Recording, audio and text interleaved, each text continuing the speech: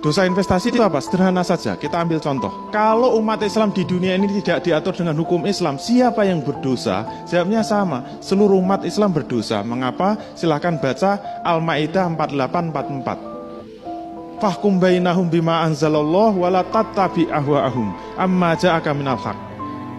Korinahnya bagaimana? Wa man lam yahkum bima anzalallah faulaika humul kafirun. Ini tegas sekali, siapa saja yang tidak mau memutuskan perkara menurut apa yang diturunkan oleh Allah, mereka itu adalah orang-orang yang kafir.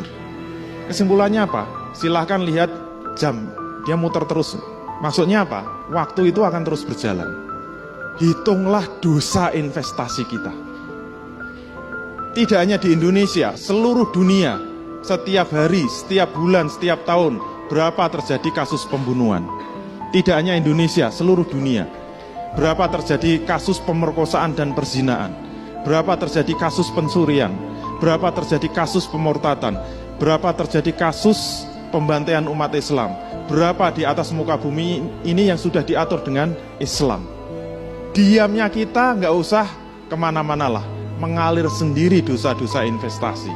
Terus yang dimaksud dosa investasi itu apa? Ternyata dosa investasi itu adalah dosa yang berasal dari fardu kifayah yang tidak diamalkan. Padahal fardu kifayah itu meliputi 90% syariat Islam, dan fardu ain itu hanya 10%-nya. Hitungan saya ini banyak menuai protes. Kok bisa mengatakan fardu kifayah 90%? Ngitungnya dari mana? Dari saya sendiri gitu. Buktinya mana? Kalau kita lihat di 3 dimensi tadi, dimensi 1 ibadah, dimensi 2 akhlak, dimensi 3 muamalah. Antara ibadah ditambah akhlak dibanding dengan muamalah, sebenarnya muamalah itu jauh lebih banyak. Semakin kita tahu ilmu bisnis Islam, semakin kita mendalami ilmu bisnis Islam, semakin kerasa kita nggak bisa hidup di alam Indonesia. Itu menunjukkan apa? Muamalah itu jauh lebih banyak dan itu sekarang tidak diamalkan. Padahal itu meliputi 90% dari syariat Islam. Kalau salah silahkan dikoreksi. Fardu ain itu hanya 10%-nya.